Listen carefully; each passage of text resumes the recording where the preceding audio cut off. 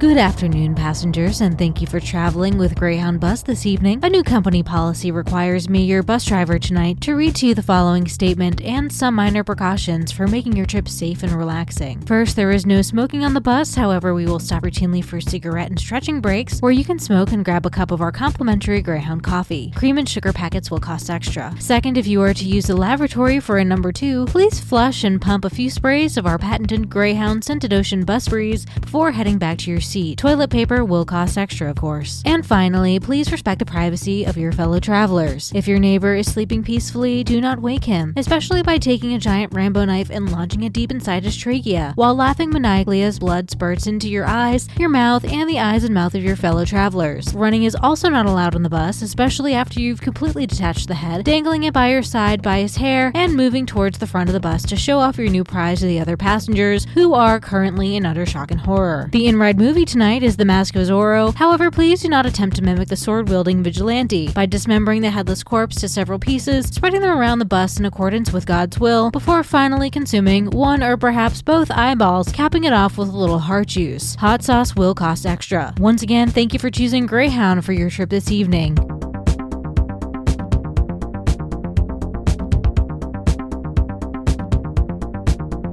Let me ask you guys a question. All Who's right. been on a Greyhound bus willingly? I've not been on a Greyhound. I've been on like a mega bus. What's a mega bus? It's like, it's a double-decker Greyhound bus. Like in Europe, they have the big. No, but like- it's like a super cheap bus that goes from like Boston to New York City for like $10, or it's super cheap. I have not been on a Greyhound bus, but I did take a coach bus, from Massachusetts to Pennsylvania one time. We went to go see the Amish. The Amish. Into Hershey Park. Nice. So I've never been on a Greyhound bus. I've been on an Amtrak, which is also pretty shady. Like the train? Yeah, the train. I don't think I've ever been on a bus. I've ridden school buses quite a bit. Like the short ones. I was going to ask you what is a short one. Oh, shit. Sounds about right. All right, everyone, welcome to Talk Murder to Me podcast and a video series. We are on youtube.com, YOTUBE.com. Type in Talk Murder to Me. You don't want to miss this story at all. This is a crazy story, very crazy story. And if you're on a podcast platform, thank you so much. Be sure to subscribe. We got some excellent cases coming up. A lot of big name celebrities we're doing. Oh, some that you sweet. haven't heard. Some of the cases we're doing, you know the person, but you didn't know they were murdered. Oh, cool. Yeah. So be sure to subscribe on your podcasting apps. And if you're following along with us tonight, go to talkmurder.com and you can click on the caption that says something about a Greyhound bus, because that's what we're talking about tonight, Greyhound buses. It's funny. We haven't been doing we haven't been doing YouTube videos for that long. So like when you said video series, I was like, oh, like we're like a video series too. It's us. Yeah, I guess. Yeah. So podcasting on YouTube. Anyway, tonight's a crazy story. And you guys, I know you guys have heard of this one before, but our audience has not. So I think it's been a long time though since we've talked about something on a Greyhound bus. So yeah. Tonight, we are going to Canada. yes, Canada. Oh, man, I forgot to put the theme song in there. I usually put the theme song. Oh, dun, dun, Oh, dun, dun. Canada. Yeah. We know the song. If you look at... Our home and native land, I think is the words. And I don't know anything after that. If you're on YouTube, we are on Google Earth right now, and you see the Canadian flag waving because we love Canada. Their justice system is very tough, and if very rigid. If you decide to kill someone in Canada, I wouldn't, because you're probably not going to get away with it without a slap on the wrist. And that slap will probably hurt pretty bad. Oh, man. Feel the burn, the sting. We've done a lot of Canada stories. Paul Bernardo and his... Carla Homolka. Yeah, and she's actually now a elementary school teacher. And she helped rape my God. and kill her own sister and helped her boyfriend, Paul Bernardo, rape and kill others as well. And now she's teaching the little tiny Canucks up there. Wow. Yeah, so Canada. Anyway, tonight we're going to 12:01 a.m., July 30th, 2008. Mm-hmm. I'm showing them Google Earth right now. And here we go. We are at the bus station. This is the Greyhound bus station that you're seeing now. This is in Alberta, Canada. This is in Alberta, Canada. And I kind of like zoomed around just so I can see what this place looks like.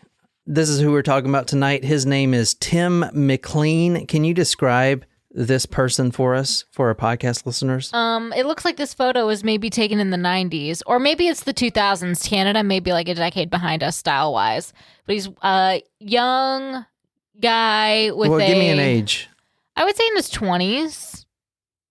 Yeah, Based young on 20s. Based on that picture, he's got like I wouldn't call it a soul patch, but what would you call that facial hair? I think the closest is it's a short soul patch. It's not like a chin. He doesn't have a chin strap to go with it, so you can't call it like a full beard. It's like, but I usually think of the soul patch as like it goes inside like of the goatee, not the goatee, but what the Asian people have. The Fu Manchu. The Fu Manchu or whatever. Isn't that No, it? Fu Manchu is like long. Yeah, it's an interesting facial hair decision. I'm just gonna say that he's wearing a backwards hat, wife beater, and a Black Widow tattoo. Yeah, the spider tattoo on his arm is interesting, and he's holding a little toddler. Yeah, so that's Tim McClean. He's 22 years old. He's a carnival barker. You want to take a guess what a barker is? Someone that is like works at a carnival and tells people to go away. He orders them around? Sort of, but backwards. So a carnival barker is someone who promotes the carnival. So he's the guy standing out front that says, "Come one, come all, see something you've never seen before. The bearded lady." Why do I feel like Perry. That was mean. You know what sucks about getting older is like we are bearded ladies. Like I find so many chin hairs, and it's really upsetting. So Are you serious? Yes, it happens. Women don't have to shave their face. We don't have to shave our face, but we have to tweeze our face. Ew, gross. Seriously? Yeah. I'm just going to let you be oblivious to that one. It's real. I always have to keep a pair of tweezers. I thought y'all just didn't grow hair on your face or your armpits. No, I knew your armpits. There was a girl in high school. Her name was Harry Carey. Oh, no. That's terrible. That's terrible. She was a soccer player. Did Carrie also have a bad experience at the prom, or What do you mean? Oh my God. Carrie, the movie Carrie? Oh no, I think it was spelled differently. The movie that petrified me. Scared the shit out of Jen at the ending. Tim McClean, he travels with the carnival there in Alberta. They just finish up the carnival dates there. They're actually on the way to another location, which I'm about to talk about, but he decides that he wants to go back home to Manitoba, and I'm going to show you where these are in Canada. What is it? Canada. Shit. In Canada for It's not that hard, John. for you Americans like me that don't know anything.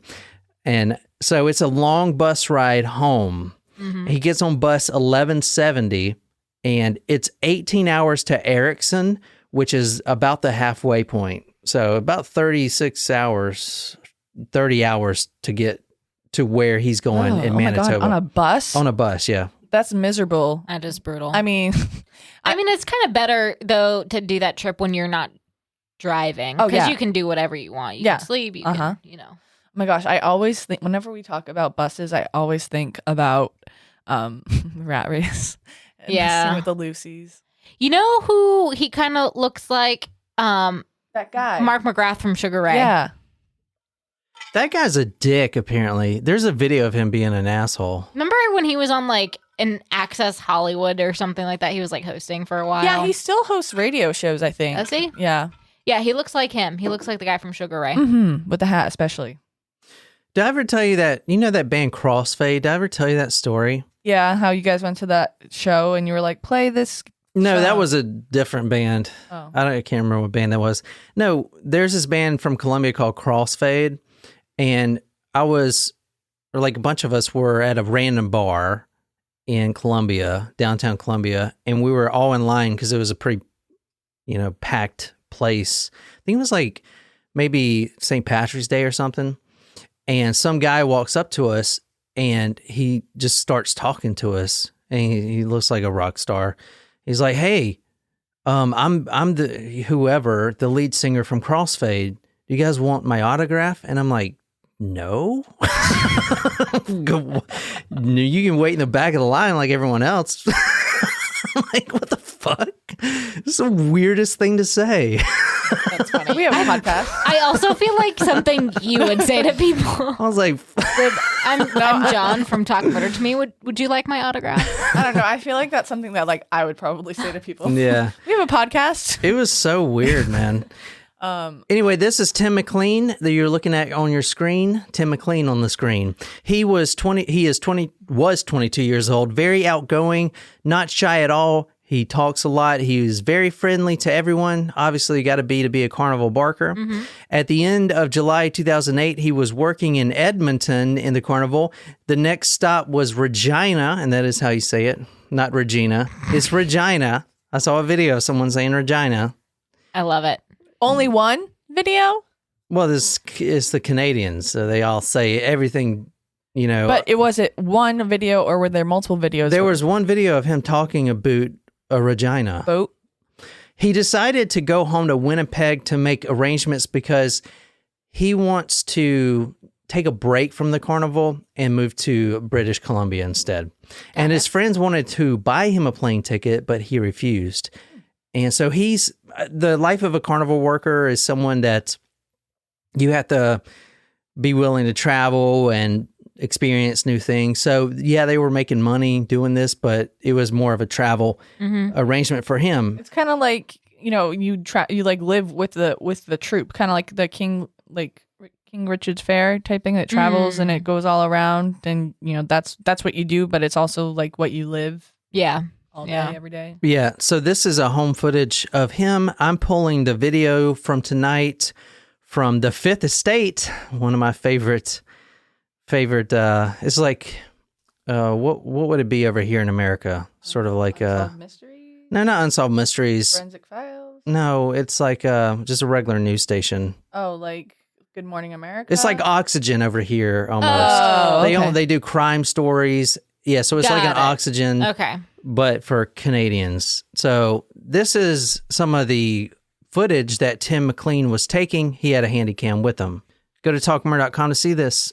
I'm on the Greyhound bus. I'm Greyhound too. Look, I met up with Aaron. Yeah, there he is. Somewhere this summer we met. Like I said I would. I met up with him at the end of the ferry. So that's Tim McClean. Obviously a very friendly guy. Can talk to anyone. Mm-hmm. And because, if you're an introvert, you wouldn't be filming people like that. I think I wouldn't, at least. No. I would say, please, just look ahead. Do not make eye contact. Yeah. Let me take my nap. I'm pretending to be asleep. Headphones in. I'm actually asleep. Don't bother me. Around the same time that Tim McClean is heading towards his home in Winnipeg, another man at approximately 12:30 a.m. boards a Greyhound bus in Edmonton, heading to Thunder Bay via Winnipeg.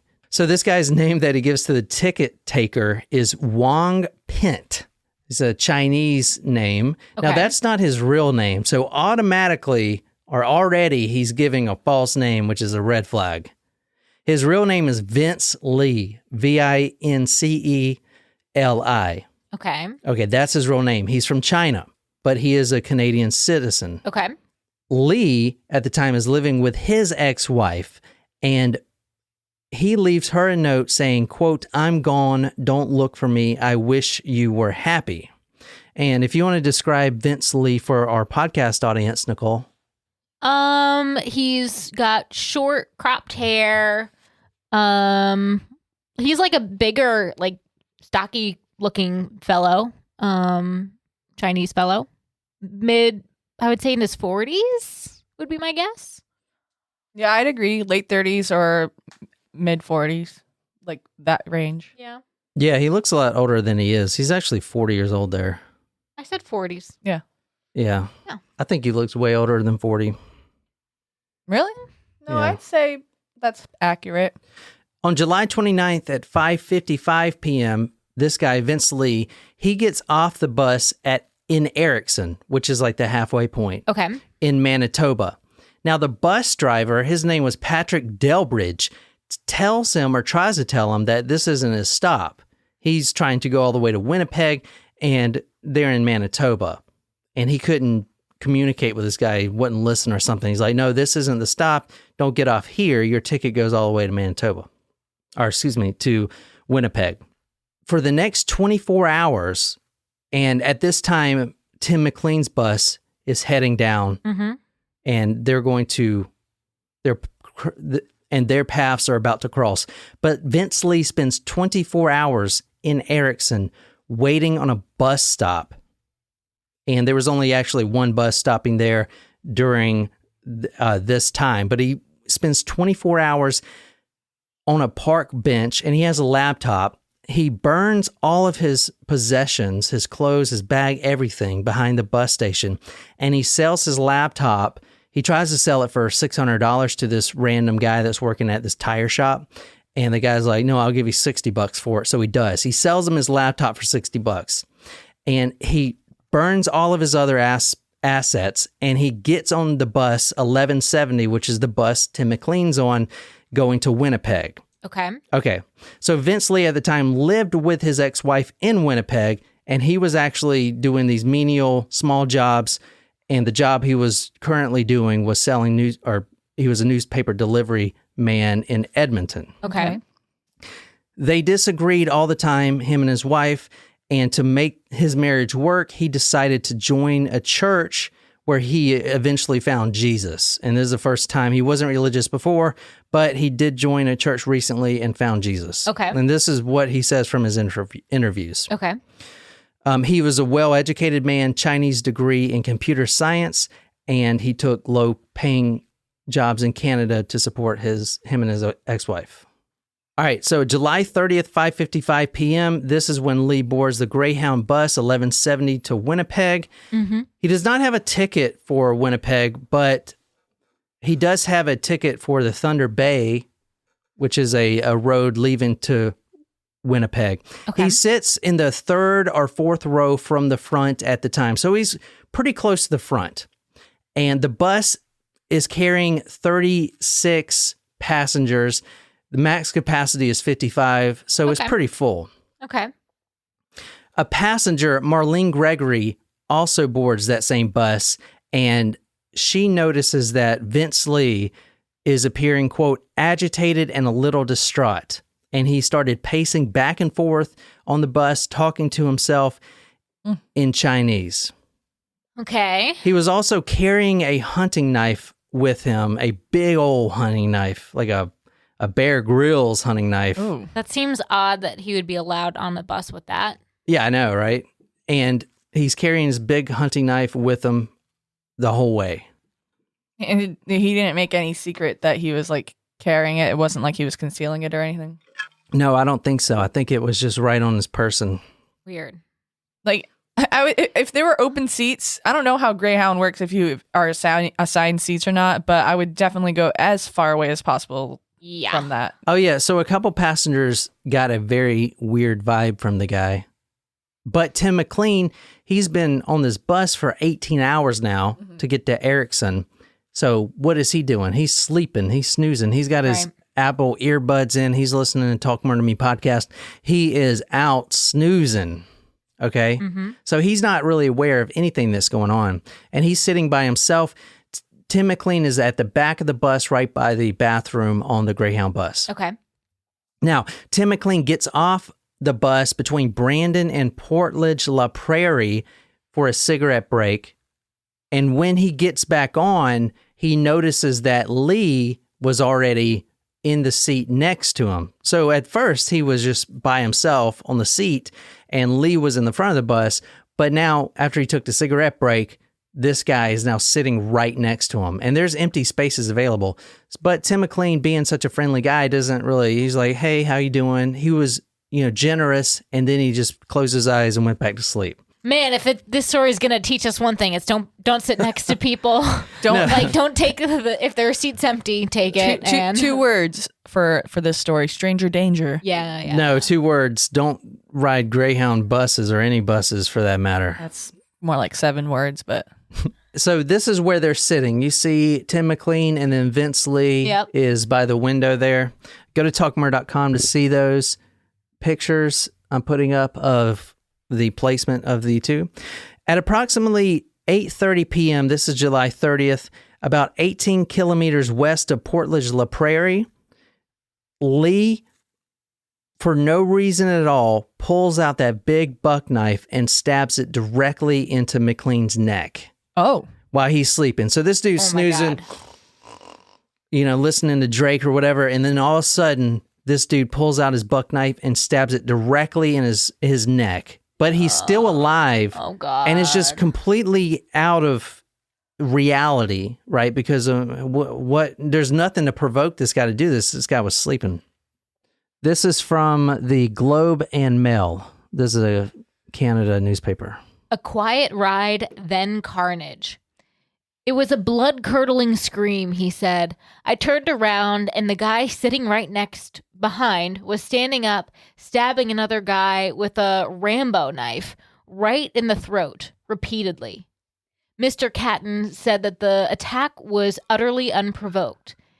He watched in horror as the man described as tall and well-built with close-cropped hair plunged the hunting knife into the victim 8 or 9 times, sending blood spraying. Could you imagine being asleep on a Greyhound bus and then because this is around midnight, right? Being awakened by someone else's blood splattering on your face? Well, this actually happened at 8:30 p.m. on that July 30th. Okay. Yeah, so it's still nighttime. Okay. But most people are asleep. And it's interesting because you want to guess, and you're probably not going to be able to guess, but what movie was playing on the bus? The bus movie? American Psycho? No. Trains, Planes, and Automobiles? No, no one can ever guess it, but The Mask of Zorro. Oh, I love that movie. Yeah, that's a good movie. With Antonio Banderas? Yeah. Yeah. So this was 8:30. He starts stabbing him. Now, in total, this guy's going to be stabbed almost 100 times. That's excessive. In the same spot, in the neck.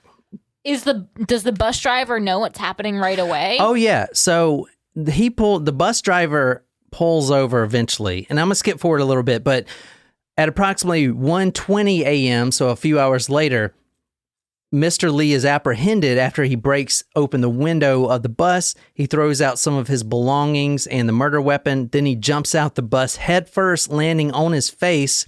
And then that's when they arrest him. He struggles, and then while he's at because they take him directly to the hospital in handcuffs, and he says, quote, "I'm sorry." This is the witness, Stephen Allison. She's 20 years old, if you want to read this. Out of nowhere, he came out and attacked him. I jumped up, yelled to stop the bus, and then the other passengers got off, he said. I went back for my wife, and he was still attacking him on the floor. My wife was still sitting down because she was paralyzed with fear. I crawled over some seats and got back to her, grabbed her, and brought her off the bus. I saw the entire attack, heard the screams, and saw everything.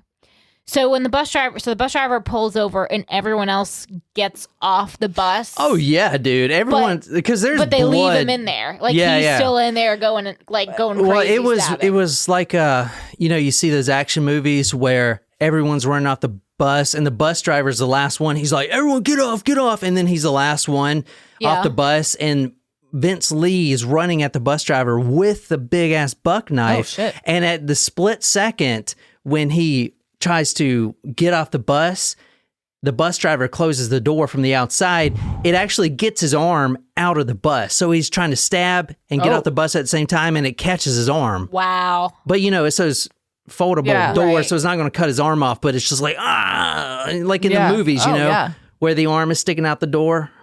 Yeah. Crazy shit. Yeah. So they locked him on the bus, obviously. And so everyone else did make it out. Hell yeah, everyone made it out That's quick. lucky. That's really lucky. Yeah, especially. Oh, yeah. I mean, I wonder what everyone must have been in some sort of state of panic. It must have been, and I wonder how quickly that bus cleared out. Oh, quickly. I mean, there was blood sprayed everywhere. Right, but when you think about how many people are on that bus, you said 36 people. 36. There's only one aisle, and you have to it's like an airplane. Yeah. You have to wait and be like, no, you go ahead. No, you go ahead. It's like everyone's climbing over sleeves. Get out! Yeah. Yeah, it was like that for real. I mean, I guess. I mean, think about it. And probably what helped get everyone out is Tim McClean didn't die right away. As you heard one of the witnesses say, they could hear the screams, the blood-curdling screams. God. Because it's in your neck. Jesus. And when you're screaming, obviously your vocal cords. And he's probably in a freaking dream, man, because he was already passed out sleeping. And then he's just got his big-ass knife stuck right in his neck. It's like, holy shit. Well, that's aggressive. I wonder if anyone used the emergency exits in the windows. And plus, think about another thing. Vince Lee was sitting by the window, so the body or his victim was kind of blocking his path, too. How far back in the bus was it? Was it in the very back? Very back. It was the last row? Well, the one, not the last row, but the one before the last row, but there was no one behind them. Well, that's lucky that no one got stuck there. Yeah, let me show you the picture again. Yeah, so you can kind of see. Yeah, they're the seats behind the bathroom. Yeah, this is the exact picture here. You can see the two guys. Okay. So they're pretty, and you see the one of the passengers there, one of the women. She got sprayed with blood because as soon as he stabs that dude in the neck, oh my God, it's going everywhere. Yeah, it's not like it was a little steak knife or it was a big ass knife. He gets stabbed over 60 times, probably upwards of 100. This takes 4 hours, okay? That he's still in the bus. They lock him on the bus for 4 hours, and the passengers are just watching as this guy is now dismembering the corpse and decapitating the head. Oh, my God. He decapitates the head with the knife. Finally, he gets the head off. He runs to the front of the bus like one of those barbarians. Oh my gosh, it's like Game of Thrones. I haven't seen that, Games of Thrones. Oh, that's too bad. But you would really enjoy it.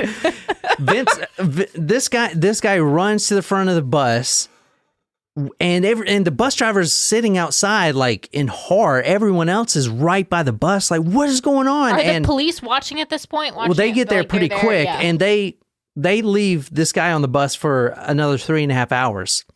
As he's dismembering, he gets the head off and he runs up to the bus with the hair. That's a little weird, don't you think? Yeah, wouldn't you want to, take a shot? Yeah. At him? No, see, the RCMP, they have a protocol that if the body has already been dead, they can't risk any other injuries, even to officers. Because even for desecrating a corpse, though? Desecrating the corpse. Well, that's what I mean. Like, wouldn't you want like a sniper rifle, like something to shoot at him from the outside to try to? I think they did it. I don't think that's a good idea because you want to interview this guy and be like, hey, why did you just do that? Do you though? Like, does it what if he gets out of the bus? Then he's a risk to everybody else. So, well, there was plenty of cops there. They probably had the guns trained on them. I think they did pretty good because they have a protocol where he can desecrate the corpse, but as long as he's not going to provide any injury to the officers or anyone else, then like he was only a risk to himself at that point. Yeah, exactly. But he's running back and forth between the bus after he gets the head off. He's holding Tim McClean's hair, like with the head dangling. Jeez. And like spraying blood all over the door and almost like laughing, ha, ha, ha, ha, kind of thing. Is really weird. There's a guy, which you're about to see now. Go talkmurder.com to see a video of this guy I'm about to show you in a minute. But he was stabbed over 60 times. If you want to read this. Mr. Catton, who served 5 years in the Canadian Forces and was closest to the attacker, paused before leaving leaving, torn momentarily between concern for his own safety and the thought of abandoning the bleeding victim. He turned to another man nearby and asked for his help. He said, "Give me a hand and let's go get this guy." The other guy took off, he said. It was only moments later that the victim's screams went silent. Mr. Catton knew he was too late. Mr. Catton jumped off the bus and was met by a trucker who had stopped after seeing the commotion. The trucker grabbed a crowbar and Mr. Catton got a hammer, and they tried to contain the attacker on the bus. The attacker swung his knife at them and through the partially closed bus door. Yes, with head in one hand and knife in the other, and made his way towards me. Then the incident became even more macabre. The attacker returned to the victim's side and began sawing through his neck. A few moments later, he walked to the front of the bus holding a decapitated human head, displaying it to the 34 passengers and the bus driver standing outside. "I got sick after I saw the head thing," Mr. Catton said. "Some people were puking, and some people were crying. Some people were shocked.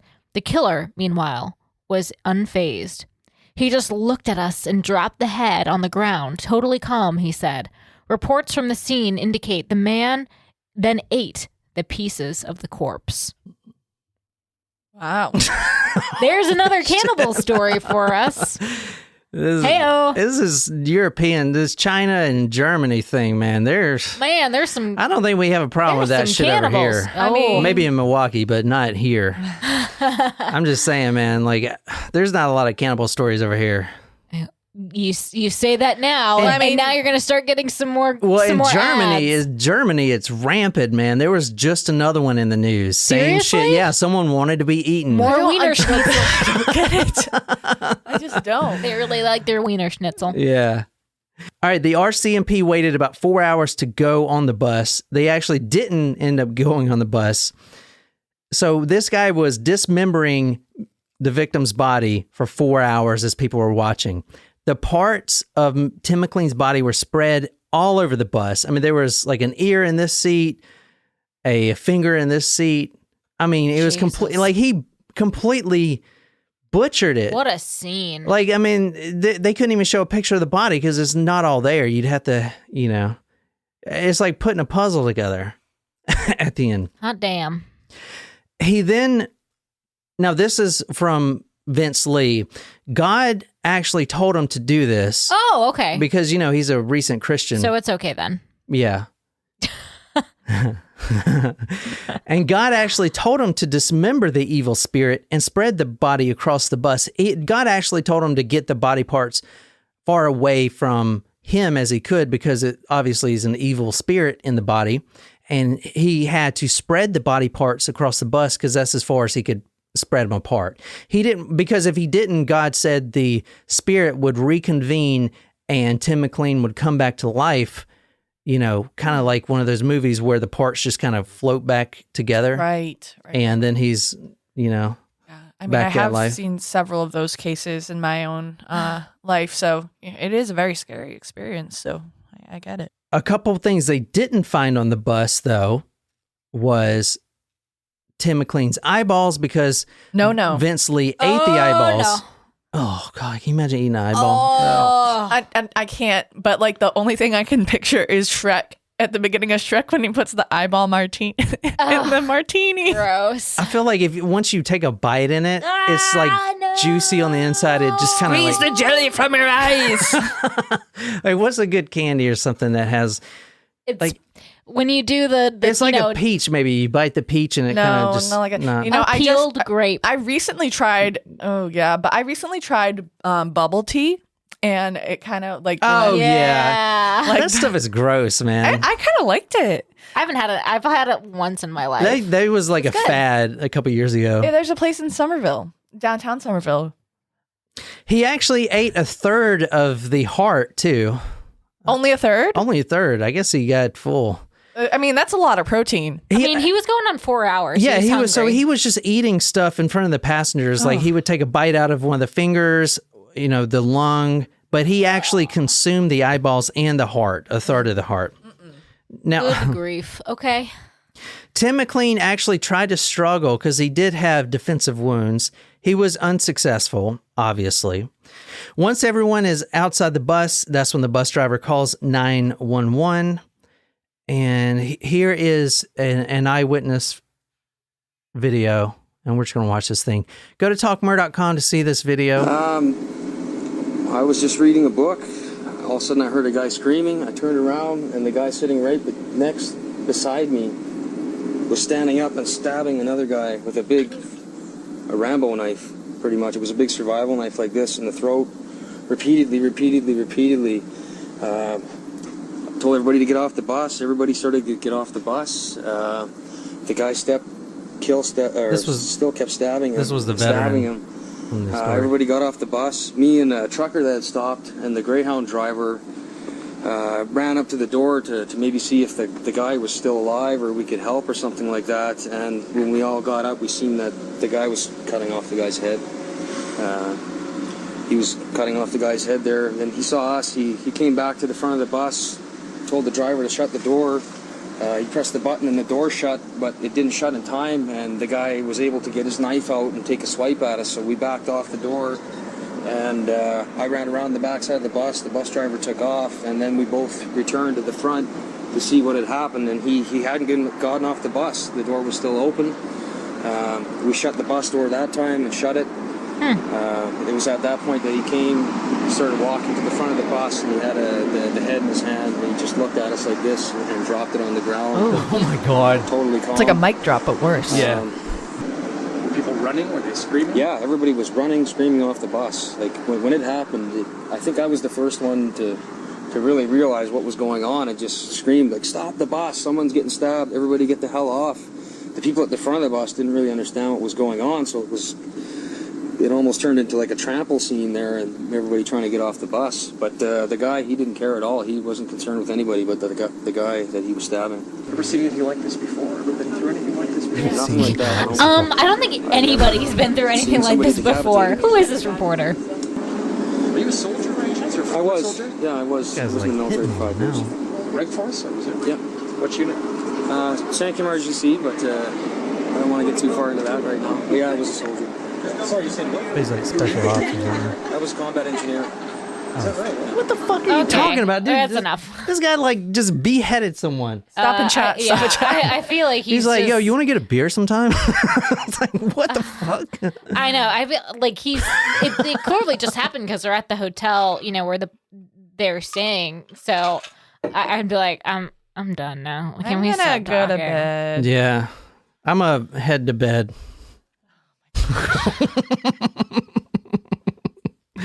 Think about sleeping after that. All right, so this guy obviously death penalty. Well, knowing Canada, I'm a little worried about his sentence. All right, if you want to read this is from the Edmonton Journal. I saw the entire attack, heard the screams. Vincent Lee not criminally responsible for bus killing, beheading, and cannibalization. What do you mean not criminally responsible?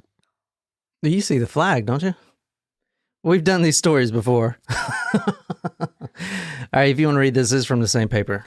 The man who killed, beheaded, and cannibalized a passenger on a Greyhound bus last summer is headed to a hospital, not a prison cell, after being found not criminally responsible Thursday for his actions.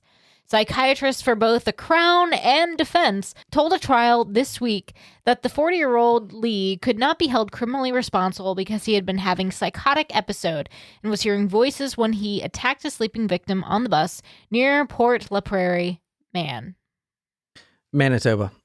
All right, so the mother... I thought they were just like, man, that's awful. The mother, Carol Dedeli, she says... quote, he should be held responsible for it. I mean, think about like, okay, your child dies. That's horrible. But your child was beheaded on a bus and then his body parts were eaten. Like, dude, what? I mean, I always struggle with this with like, psychotic issues that also lead to murder where it doesn't matter. Like, you still murdered someone and you're still a danger to society, so you can't be released, so like hospital, jail cell, you're not fit for society in any manner. All right. So You're a risk. I'm going to You're tell a you, Vince Lee, the guy, was schizophrenic. Okay. And before this, a couple of years before this even happened, he was diagnosed. But he wasn't taking medication. So the mother goes on and says he still did it, whether he was in his right frame of mind or not. Yeah. He still did the act. There was nobody else on that bus holding a knife, slicing up my child. The father says, quote, I have no fear, or quote, I have a fear knowing that he may get out one day. And my fear is that Vincent Lee may get out and be released into the public one day. And I fear for the public. Yeah. This should never happen. I mean, what happens if he does get released from the hospital eventually? He continues to not take his pills and then He has murders another someone psychotic else. break. Yeah. Vince Lee tells the psychiatrist that he was hearing voices from God, and they said, quote, eliminate this man. He is the force of evil. That's why he attacked him. And that's why he was bringing a knife anyway, because God was telling him that everyone was evil. In 2005, a few years before this happened, he was diagnosed for schizophrenia. It was left untreated, and that's when he started hearing God's voice warning him about evil people. Then his wife left, which was probably a huge stressor in his life. And then he cuts up this guy. So if you want to read this. Mr. Lee is a schizophrenic, said Crown Attorney Joyce Dahlman after hearing the verdict. Mr. Lee, in my opinion, and the opinion of the psychiatrist, had no idea what he was doing was wrong. People who are mentally ill should not be convicted when they don't know what they did was wrong. They need to be treated. I certainly agree that in Mr. Lee's case, he needs to be treated for a very long time. But What's a long time to you guys? ever? I mean, for like, yeah.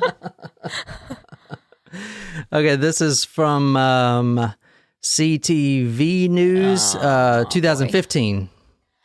Okay, well, I'll read the headline first before I react to it to everyone, because I have a strong... Is that long enough? Vince Lee, who beheaded a bus passenger, granted to move to group home. Okay, if I was somebody in that group home, I would not be okay with that. Can you imagine if he had a roommate or something? I'd be like, oh, hell no. Oh, hell no. Absolutely not. I just feel like he needs to be somewhere where he can be monitored. Yes. Like continuously. Yes. So he was monitored. Now, at this time, the Manitoba Criminal Code Review Board granted Lee unsupervised day trips to Winnipeg, which is right where Tim McClean's family lives. So I'm sure they enjoyed that. Vince Lee, man who beheaded Greyhound passenger, wins right to live alone. Okay. Well, Wow. So why? his name isn't Vince Lee anymore. Seriously? This is from The Guardian right here. And the doctor says, quote, he is no longer a violent person. I will say, yes, he absolutely understands that he has to take his medication. You promised me you're going to take this medication, right? If we let you go. Yeah, probably. And he has the desire to live a responsible moral life and never succumb to a psychotic episodes and not to hurt anyone ever. But that's not within his control, though. And honestly, like, as long as he takes his pills, he's fine. But no one's. I don't know that you can actually cure schizophrenia. Like, you can monitor it. You can't guarantee that even if he's on medication, he's not going to have another major psychotic. Go ahead and break. read this headline and the subheadline there.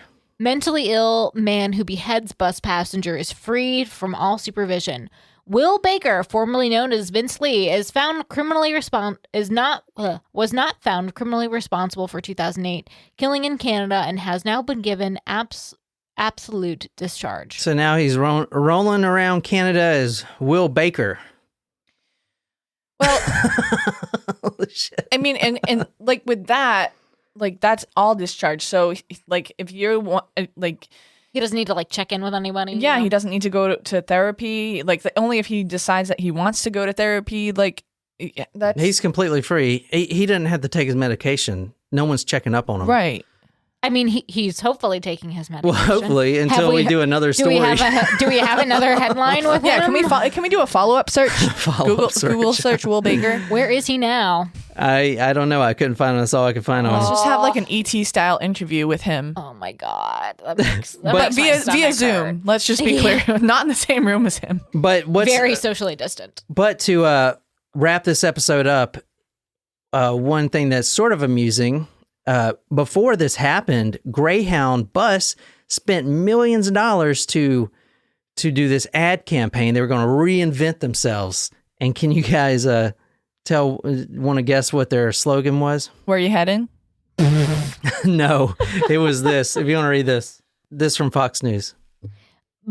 Greyhound scraps no bus rage after Canada beheading. Oh my God. Oh, so that was like their ad campaign while this happened? Yeah. So before this happened, they spent millions in putting up posters. The ad's tagline was, quote, "There's a reason you've never heard of bus rage." And here's a picture of one of the ladies covering it up. Oh my God. Oh my God. How much do you want to bet that advertiser was fired for that? Well, I mean, no, that can't be fired for. You can't expect someone Yeah. to do that. Like, that's. Oh my Yeah. God. Though. It's not like they'd be sitting in a marketing meeting. Well, Yeah. it's great, but like, what if someone comes onto our bus with a And Bowie beheads. knife and like, you can't make that shit up. You can't like. That is so crazy. So what was their new tagline after this happened? We're safe, we promise. And probably, hey, does anybody want to ride Deep a bus? discounts. Deep discounts. We'll get you there, dead or alive. There's a reason you never heard of bus rage twice. It was one time, okay? What was that? Family Guy. We've been binging Family Guy. It was like Boost Mobile. We're sorry, everyone. Oh shit. Anyway, that was the eventually beheading episode. I hope you guys like that. Wow, that gave me no satisfaction of an ending. I'm just going to say. All right, so that's the Greyhound Bus beheading. Where you beheading? Is that going to be the title of the episode? Yeah, I think so. Where you beheading? That's a pretty good one. What do you guys think of that episode? Very dissatisfying ending there. Yeah. It's disappointing for sure. But it was nice to listen to. Oh, Canada. All right. So, guys, thank you so much. If you're a podcast listener, be sure to subscribe on whatever podcast app you're using right now. For you YouTubers out there, be sure to subscribe. I got some great episodes coming out. So we'll see you next time. And until next time, good night, you lovely, lovely people.